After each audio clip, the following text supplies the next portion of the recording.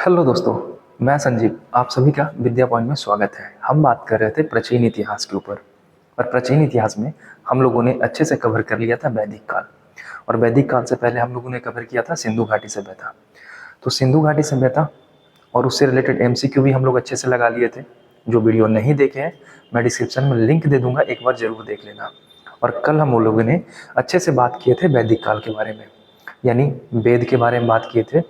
पूर्व वैदिक काल और उत्तर वैदिक काल के बारे में अच्छे से जानकारी हासिल कर लिया था, वो भी एनसीईआरटी के बुक से। आज आपके सामने मल्टीपल चॉइस क्वेश्चन वैदिक काल से, और ये क्वेश्चंस प्रीवियस ईयर के सारे हैं। लूसेंट और घटना चक्र के सारे प्रीवियस ईयर के क्वेश्चन हैं। तो आप देखना कि कौन से क्वेश्चन कौन सा एग्जाम में पूछा गया है। तैयार हो? स्टार्ट करें? ठीक है। तो पहला क्वेश्चन है आपके सामने ये।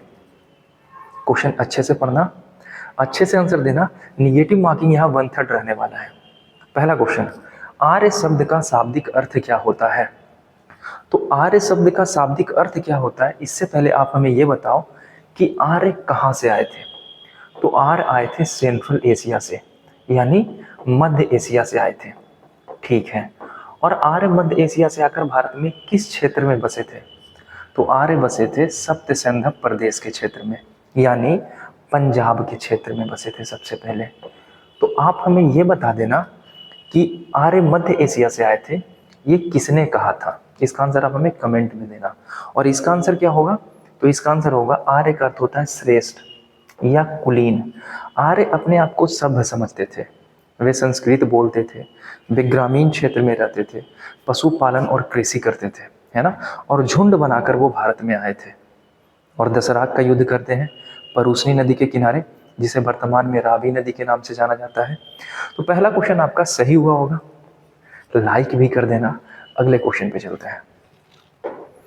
अगला क्वेश्चन है, प्रारंभिक आर्यों के बारे में निम्न में कथनों में से कौन सा कथन सही नहीं है?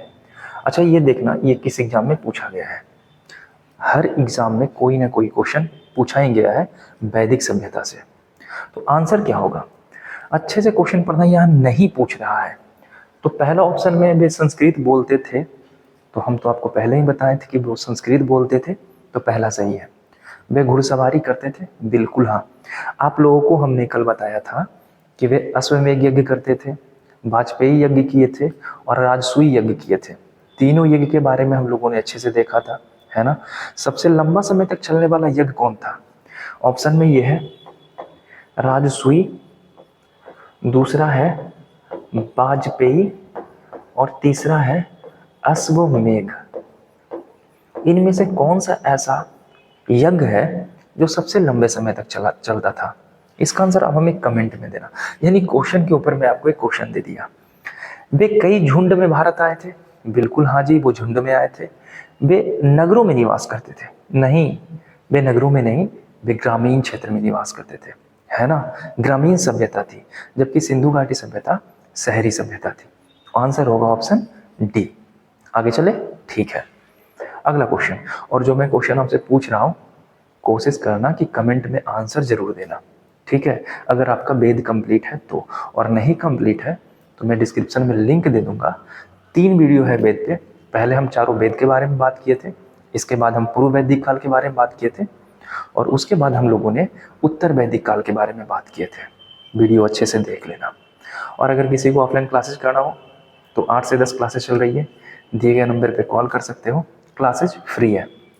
इनमें से किस फसल का ज्ञान वैदिक काल के लोगों को नहीं था?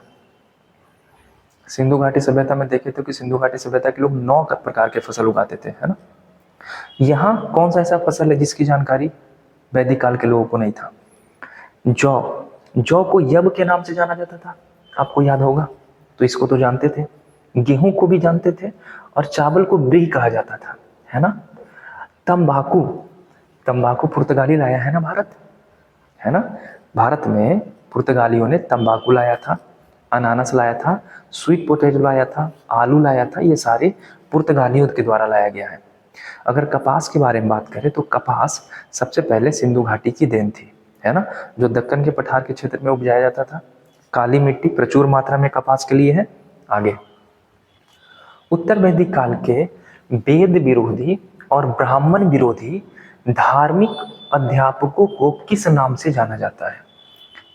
ये थोड़ा मॉडरेट टाइप क्वेश्चन है, लेकिन इसे भी एसएससी में 2001 में पूछा गया है। आंसर क्या होगा? आंसर होगा श्रवण। ठीक है, श्रवण यानी ऐसा चीज जिसे सुन सुनकर आगे बढ़ाया गया हो। आगे चलते हैं। वैदिक गणित का महत्वपूर्ण अंग कौन सा है? ऑप्शन अच्छे से पढ़ना, निगेटिव बंधन है तो थोड़ा सोच के आंसर देना। रेलवे का एग्जाम आ रहा है, बिहार एसएससी का एग्जाम है, बिहार दरोगा का एग्जाम है। अगर थोड़ा प्रॉब्लम हो रहा होगा लाइट का तो थोड़ा इशू हो सकता है, क्योंकि रात का समय है। ठीक है, तो रात में थोड़ा अच्छा रहता है, माहौल शांत रहता है, इसलिए मैं वीडियो बना रहा हूँ। देखना इसका आंसर क्या होगा। इसका आंसर होगा सुलभ सूत्र। तो सुलभ सूत्र ना ज्यामिति की थी, है ना। ये भी क्वेश्चन पूछता है कि सुलभ सूत्र में किसकी बात कही गई थी, तो गणित। और गणित और ज्यामिति अगर दोनों ऑप्शन में दिया रहे ना तो ऑप्शन ज्यामिति मारना है, क्योंकि एक एग्जाम में ये क्वेश्चन पूछा गया था और गणित और ज्यामिति दोनों दिया था। ठीक है, आगे चलते हैं। तो अभी तक आपका सारा क्वेश्चन सही हुआ होगा। किस वेद में प्राचीन वैदिक युग की संस्कृति के बारे में सूचना दी गई है? प्राचीन वैदिक युग, तो आप हमें बता दो इनमें से कौन से ऐसे वेद हैं जो सबसे प्राचीन है? तो आंसर होगा ऋग्वेद, है ना। अच्छा, ऋग्वेद में कितने मंडल है जी? सबको पता है कि ऋग्वेद में मंडल की संख्या 10 है, 10 मंडल है। ठीक है, सूक्त कितना है? तो सूक्त है 10,580, है ना सूक्त। ये मंत्र है। सूक्त कितना है ये बताना आप हमें, कि सूक्त की संख्या ऋग्वेद में कितनी है। मंत्र में बता दिया और मंडल में बता दिया। और इसमें से 118 ऐसे मंत्र थे जिसे दोहराया गया है, ये भी क्वेश्चन आता है। तो इसका आंसर होगा हमारा ऋग्वेद, है ना। आगे चलते हैं अगले क्वेश्चन पे। भारत में राज चिन्ह में प्रयुक्त होने वाले शब्द सत्यमेव जयते किस उपनिषद से लिया गया है? और ये क्वेश्चन यहाँ सारे एग्जाम में पूछा गया है, और ये भी आप देखोगे कि आसान सा क्वेश्चन है। मुंडको उपनिषद है ना। हाँ, तो उपनिषद की संख्या कितनी है जरा ये भी हमें आप बता ही दो कमेंट में। ठीक है, चलते चलते हम लोगों ने 50 क्वेश्चन तो वैसे करेंगे और लगभग 100 क्वेश्चन तो हम इनडायरेक्ट करेंगे, तो अच्छे से बने रहना। और अगर किसी भी टॉपिक से या किसी भी पॉइंट से आपको प्रॉब्लम होगा आप हमें कमेंट में पूछ सकते हो। ठीक है, आगे चले। ऋग्वैदिक आर्यों का मुख्य व्यवसाय क्या था? वैदिक काल में और आरआरबी में क्वेश्चन पूछा गया है। रेलवे की वैकेंसी आ गई है ना, ग्रुप डी की वैकेंसी आने वाली है 23 जनवरी को, तैयार रहना। और एनटीपीसी का एग्जाम होने वाला है मार्च में, उसके लिए भी तैयार रहना। तो देखो ये रेलवे का क्वेश्चन है। आंसर होगा वो क्या थे? पशुपालक थे। अब यहाँ आप लोग कंफ्यूज मत करना कि पशुपालक होगा या कृषि करने वाले होंगे। तो एग्रीकल्चर तो करते थे सिंधु घाटी सभ्यता के भी लोग, लेकिन उन्हें क्या कहते थे? व्यापारी ना। यहाँ पशुपालक होगा। ठीक है, आगे चलते हैं। भारतीय संगीत का आदि ग्रंथ किसे कहा जाता है? अगर ये क्वेश्चन अगर आप गलत कर देते हो तो पक्का आपको वेद पढ़ने की जरूरत है। कौन सा वेद? सामवेद। ठीक है, सामवेद में जितने भी मंत्र हैं वो ऋग्वेद से लिए गए हैं, 75 मंत्र को छोड़कर। और सामवेद के जो मंत्र है ना वो सूर्य देवता को समर्पित है। ये भी क्वेश्चन पूछा गया है, सूर्य देवता। अच्छा, एक क्वेश्चन का आंसर आप देना कि सामवेद का उपवेद क्या है। जब हम वेद पढ़ रहे थे तो ये बातें हम बताए थे कि यहाँ से क्वेश्चन पूछा जाएगा। तो सामवेद का उपवेद क्या है, इसका आंसर आप हमें बताना। नेक्स्ट देखो, यहाँ पे भी आरआरबी भोपाल में क्वेश्चन पूछा गया है कि प्रथम विधि निर्माता कौन था? विधि मतलब होता है कानून। सबसे पहले कानून कौन बनाया था? तो आंसर होगा मनु। बिल्कुल सही, मनु। ये सारा क्वेश्चन आप पहले से लगा के रखे होगे, है ना। अच्छा, अभी तक कितने ऐसे लोग हैं जिनका आंसर सही गया होगा? जरा अपना नाम मेंशन करना तो, कि कितने ऐसे लोग हैं अभी जिनका सारा का सारा क्वेश्चन भी सही गया है। ठीक है, आगे। कृष्ण भक्ति का प्रथम और प्रधान ग्रंथ कौन है? वो कौन सा ऐसा ग्रंथ है जिसमें कृष्ण के बारे में बातें कही गई है? अच्छे से देख लेना। महाभारत, गीत गोविंद, श्रीमद् भागवत गीता, या इनमें से कोई नहीं। और ये भी आरआरबी का क्वेश्चन है कोलकाता का। आंसर होगा श्रीमद् भागवत गीता। गीता में ही कृष्ण अर्जुन को उपदेश देते हैं कि संसार नश्वर है ना, तो संसार से मोह माया नहीं करनी चाहिए। अगर मोह माया करोगे तो अपने लक्ष्य के पास कभी नहीं पहुंच सकोगे, है ना, यही बात कहते हैं ना। तो गीता में ढेर सारी बातें कही गई है। आगे चलते हैं। ऋग्वेद में संपत्ति का प्रमुख रूप क्या था? तो हम पहले भी बात कर चुके थे कि वैदिक सभ्यता में सबसे इंपॉर्टेंट था पशुपालन करना, और पशुपालन में गाय जो ऐसी थी वो सबसे जरूरी वस्तु थी। गाय को मारने वाले को मौत की सजा दी जाती थी, है ना। तो आंसर होगा गोधन, है ना, गाय। और जब राजसूय यज्ञ होता था तो यज्ञ 1 साल तक चलता था, और राजसूय यज्ञ समाप्त होने के बाद 24,000 गाय को दान में दिया जाता था। अगले क्वेश्चन पे चलते हैं। ऋग्वेद के किस मंडल में शूद्र का उल्लेख पहली बार किया गया है? जब मैं वेद पढ़ा रहा था तो ये क्वेश्चन में बोला था कि ये आएगा, यहाँ पे मेंशन भी किया गया है। आंसर क्या होगा? आंसर होगा 10वां मंडल। 10वां मंडल में शूद्र का नहीं बल्कि वर्ण व्यवस्था का वर्णन किया गया है। ये भी क्वेश्चन पूछता है, वर्ण व्यवस्था मतलब क्या क्या? तो ब्राह्मण, क्षत्रिय, वैश्य और शूद्र, है ना। इसके बारे में बात किया गया कहाँ? तो 10वें मंडल में। 7वां मंडल में किसका वर्णन है? तो वरुण देवता का वर्णन है। इसके अलावा 7वां मंडल में ही दशराग का युद्ध के बारे में जानकारी मिलता है। 9वां मंडल सोम देवता को समर्पित है। ये सारे क्वेश्चन एग्जाम में पूछे गए हैं, तो अच्छे से लगाते चलना। इसका आंसर होगा डी। और जो मैं क्वेश्चन पूछूं उसका आंसर आप जरूर कमेंट में करना, ठीक है। और कल हम लोग बात करेंगे जैन धर्म के बारे में, फिर बात करेंगे बौद्ध धर्म के बारे में। तो जैन धर्म बौद्ध धर्म जब खत्म हो जाएगा तो फिर बात करेंगे महाजनपद, और उसके बाद चलेंगे मगध डायनेस्टी के बारे में, जहां से हर हाल में एक क्वेश्चन पूछता ही पूछता है। पुराणों की संख्या कितनी है? कितना आसान सा सीधा सा क्वेश्चन पूछा है रवि गोरखपुर। रेलवे ऐसे ही क्वेश्चन पूछता है, और देख रहे हो ना, रेलवे में एक क्वेश्चन यहाँ से पूछा जाता है। तो पुराण की संख्या कितनी है? तो पुराण हमारा 18 है। आप लोगों से क्वेश्चन जाने गए होगे, क्या पूछेंगे? पूछेंगे ये कि सबसे पुराना पुराण कौन है? प्राचीन पुराण का नाम बताइए। चलिए मेंशन कीजिए आंसर। वैदिक धर्म का मुख्य लक्षण इनमें से किसकी उपासना था? इनमें से कौन सी ऐसी चीजें थी जिसमें वैदिक ग्रंथ के बारे में बात करता है कि वेद के समय किसकी पूजा की जाती थी?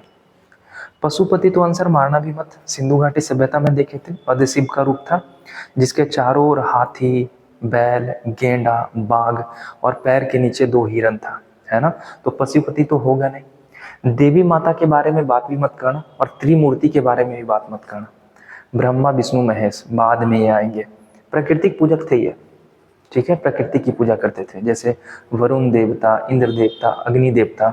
अग्नि देवता को मनुष्य और देवता के बीच की कड़ी माना गया है कि अग्नि देवता मनुष्य का संवाद देवता के पास पहुंचाते थे। आहुति देते हैं ना हम लोग आग में, और वही आहुति जो कहते हैं ना स्वाहा, तो स्वाहा मतलब हमारे कष्ट और दुख स्वाहा हो जाए, और जो भी मैं मांग रहा हूँ यज्ञ के जरिए वो अग्नि देवता भगवान के पास पहुंचा दे मेरी बातें, ताकि भगवान हमारी इच्छाओं को पूरा कर दे। तो अग्नि देवता को कहा गया था मनुष्य और देवता के बीच का संपर्क का साधन।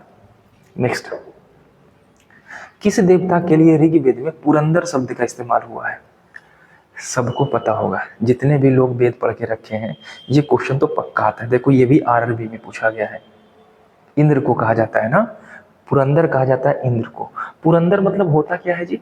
तो पुरंदर मतलब होता है किला तोड़ने वाला, है ना। ये सारा क्वेश्चन हम लोग अच्छे से कल किए थे। चलो बताओ, सोम देवता को किस मंडल में बात किया गया है, और वरुण देवता के बारे में ऋग्वेद में कौन से मंडल में जिक्र किया गया है? आगे चलते हैं। सुलभ सूत्र किस विषय से संबंधित है? देखो आ गया ना।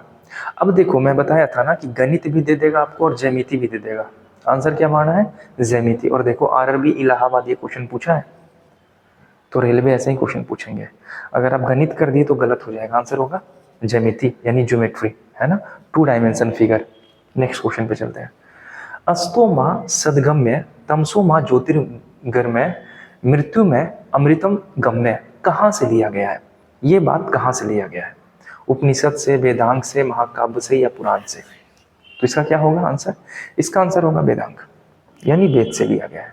नेक्स्ट, आर्य भारत में बाहर से आए और सर्वप्रथम कहाँ बसे?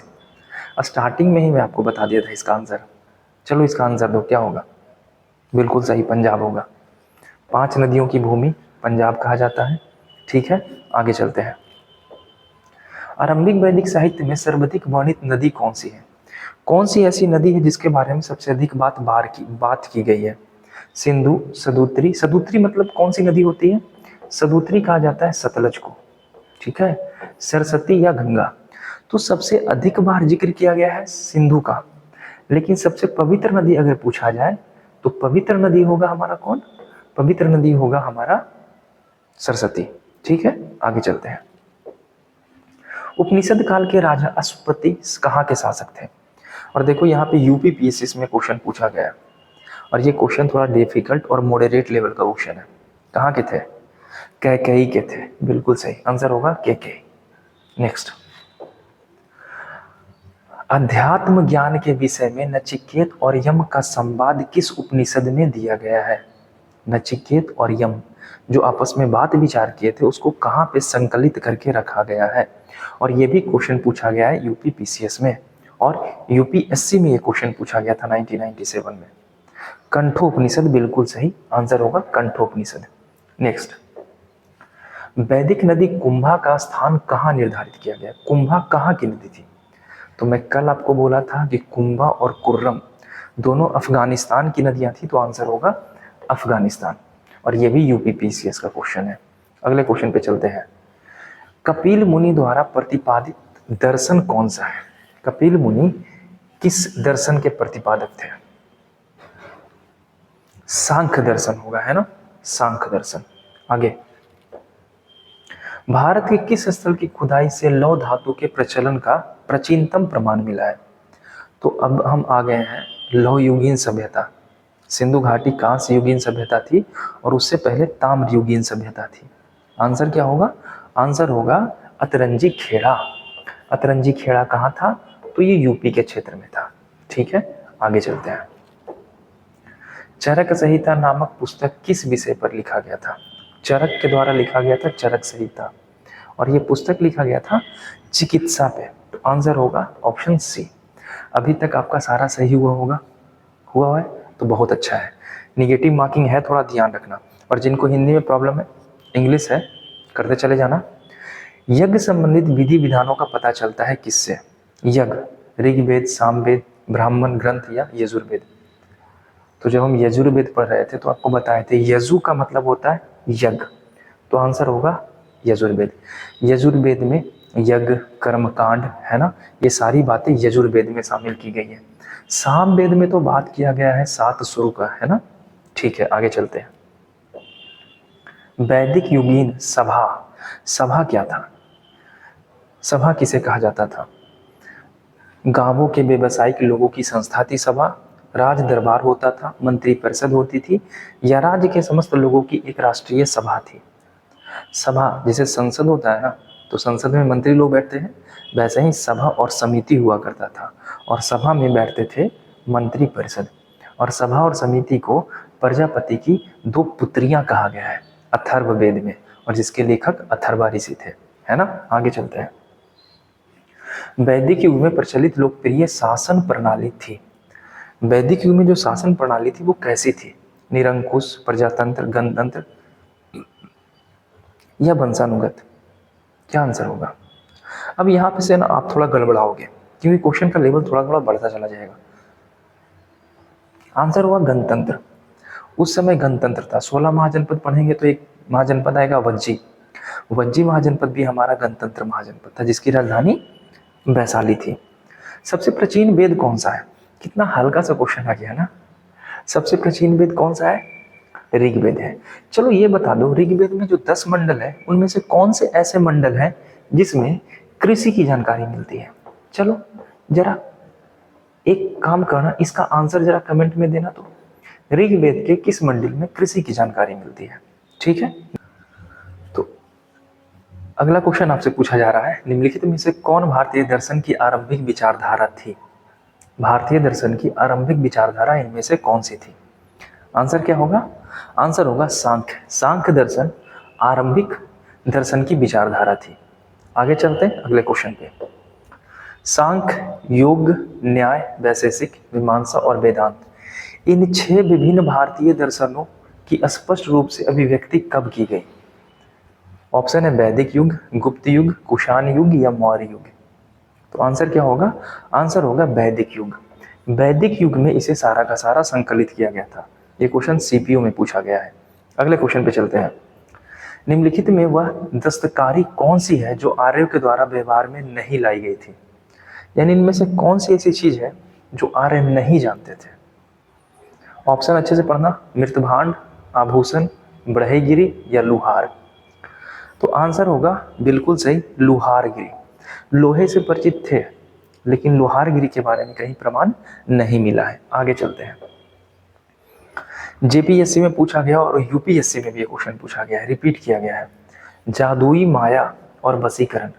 तो हम लोग जब वेद पढ़ रहे थे तो चारों वेद में हम बताए थे आपको ना कि अथर्ववेद एक ऐसा है जिसमें जादू, तंत्र मंत्र, जादू टोना और वशीकरण के बारे में बात किया गया है। तो आंसर होगा अथर्ववेद। नेक्स्ट, आर्य शब्द क्या करता है? आर्य शब्द का अर्थ क्या होता है? फिर से आ गया ना सेम क्वेश्चन। आर्य का अर्थ होता है श्रेष्ठ वंश या कुलीन, है ना। आगे, ऋग्वेद में कुल कितने मंडल है? कितना आसान क्वेश्चन पूछा गया ना। ऋग्वेद में 10 मंडल है, लेकिन हाँ एक और मंडल भी था जिसे कहते थे बालखिल्य। तो अगर पूछा जाए बालखिल्य को शामिल कर दिया जाए तो ऋग्वेद में मंडल की संख्या कितनी हो जाएगी? तो हो जाएगा आंसर 11। ठीक है। आगे, आर्य भारत में संभवतः आए थे। कहां से आए थे? तो ऑलरेडी हम बता चुके हैं। इसका आंसर आप हमें देना कि कहां से आर्य भारत आए थे। अगले क्वेश्चन पे चलते हैं। कौन सा वेद अंशतः गद्य रूप में भी लिखा गया है? गद्य क्या, ये पद रूप में भी लिखा गया था। कौन सा ऐसा वेद है जो गद्य और पद दोनों में लिखा गया था? तो ये आंसर होगा कौन सा? यजुर्वेद। यजुर्वेद गद्य और पद दोनों में लिखा गया था। कृष्ण यजुर्वेद और शुक्ल यजुर्वेद। कृष्ण यजुर्वेद लिखा गया था गद्य में और शुक्ल यजुर्वेद लिखा गया था पद में। आगे चलते हैं। सभा और समिति प्रजापति की 2 पुत्रियों का उल्लेख कहाँ किया गया है? तो सबसे अंतिम वेद कौन था? ऋग्वेद। तो ऋग्वेद में किया गया। नेक्स्ट, ऋग्वेदी युग की प्राचीनतम संस्था कौन सी थी? सभा, समिति, विधत या परिषद? इसका आंसर क्या होगा? इसका आंसर होगा विधत, ऑप्शन सी। नेक्स्ट, ब्राह्मण ग्रंथों में सर्वाधिक प्राचीन कौन था? ऐतरेय, शतपथ, गोपथ या पंचविश? कौन से ऐसे ब्राह्मण ग्रंथ थे जो सबसे प्राचीन थे? ब्राह्मण ग्रंथ की संख्या कितनी थी ये बताना, और इसका आंसर होगा शतपथ ब्राह्मण। तो ऑप्शन होगा ऑप्शन बी। आगे चलते हैं। नेक्स्ट, गोत्र शब्द प्रचलन में कब आया? गोत्र कब प्रचलन में आया था जरा बताना। तो ऋग्वैदिक काल, उत्तर वैदिक काल, महाकाव्य काल या सूत्र काल? नहीं याद जानते हो छोड़ देना, अपना स्कोर खराब मत करना। 1/3 है। आंसर होगा उत्तर वैदिक काल। जब हम उत्तर वैदिक काल में आए थे तो हम बताए थे आप लोगों को कि गोत्र के बारे में जब पूजा करिएगा तो पंडित जी आपको बोलेंगे कि अपने गोत्र का नाम लीजिए। करते हैं ना। अष्टाध्याय के रचनाकार कौन थे? सबसे सिंपल सा क्वेश्चन, पाणिनि। बिल्कुल सही, पाणिनि। नेक्स्ट, निम्न में से कौन सी स्मृति प्राचीनतम है? सबसे पुरानी स्मृति कौन सी है? मनुस्मृति। बिल्कुल सही, मनुस्मृति। नेक्स्ट, आदि काव्य की संख्या किसे दी जाती है? इनमें से कौन आदि काव्य है? रामायण, महाभारत, गीता या भागवत पुराण? बिल्कुल सही, रामायण। अच्छा, कभी कभी पूछता है ना कि महाभारत का पुराना नाम क्या था? तो महाभारत का पुराना नाम था जय संहिता। अच्छा, जय संहिता में श्लोक की संख्या 8800 थी। इसके बाद ये भारत कहा जाने लगा और इसमें श्लोकों की संख्या 24,000 हो गई और इसके बाद इसे महाभारत कहा जाने लगा और महाभारत में श्लोकों की संख्या बढ़कर 1 लाख हो गई। तो देख लेना महाभारत कैसे कैसे आगे बढ़ा है। आप हमें बता देना महाभारत के लेखक कौन है? चलो फटाफट कमेंट करो। नेक्स्ट, प्राचीनतम पुराण कौन है? सब जानते हैं, पुराण की संख्या 18 है और प्राचीनतम पुराण मत्स्य पुराण है। नेक्स्ट, ऋग्वेद में सबसे पवित्र नदी किसे माना जाता था? पवित्र नदी, सबसे ज्यादा बार उल्लेख किया गया नदी था सिंधु, पवित्र नदी थी हमारी सरस्वती। तो आंसर होगा सरस्वती। सरस्वती का साक्ष्य अभी नहीं मिला है कहीं। वैदिक समाज की आधारभूत इकाई क्या थी? कुल, ग्राम, विष या जन? कुल के प्रधान को कुलक बोलते थे, ग्राम के प्रधान को ग्रामीणी बोलते थे, और विष के प्रधान को विषपति बोला जाता था, और जन के प्रधान को राजन बोला जाता था। और ये तीनों चारों क्वेश्चन एग्जाम में पूछा गया है। आंसर होगा कुल। कुल मतलब होता है परिवार, परिवार मिलकर गांव बनता था, गांव बन के विष, और विष को मिलकर जन, और यही जन जाके बाद में जनपद बनेंगे, और जनपद से महाजनपद बनेंगे, जिसके बारे में हम जानकारी लेंगे परसों। नेक्स्ट, किस वेद में सभा को नरिष्ट अर्थात सामूहिक वाद विवाद या अनुल्लंघनीय कहा गया है? किस वेद में सभा? तो इसका आंसर होगा हमारा क्या? सभा और समिति, प्रजापति की दो पुत्रियां, कहा गया है? ऋग्वेद में। तो सभा के बारे में बात है तो आंसर होगा ऋग्वेद, सॉरी अथर्ववेद। नेक्स्ट, किस रचना में नारी को सूरा और पांसा के साथ तीन प्रमुख बुराइयों को शामिल किया गया है? सूरा और पांसा कहा? तो आंसर होगा मैत्रेयानी संहिता। ठीक है, आगे जाबलू उपनिषद में तो हमारा वो दिया है ना, जाबलू उपनिषद में 4 आश्रम दिए गए हैं, ब्रह्मचर्य आश्रम, गृहस्थ आश्रम, संन्यास और वानप्रस्थ, है ना, ये 4 आश्रम दिए गए थे। नेक्स्ट, तो हमारा 50 क्वेश्चन कवर हो गया। आई होप कि आपका स्कोर अच्छा रहा होगा। अपना स्कोर हमें कमेंट में बताना। कल हम बात करेंगे जैन धर्म के बारे में, NCERT के बुक से अच्छे से डिटेल में बात करेंगे। 24 तीर्थंकर जितने भी थे उनके बारे में थोड़ी सी जानकारी ले लेंगे, फिर बात करेंगे बौद्ध धर्म के बारे में। तो चलते हैं, ख्याल रखिएगा, मिलते हैं नेक्स्ट वीडियो में।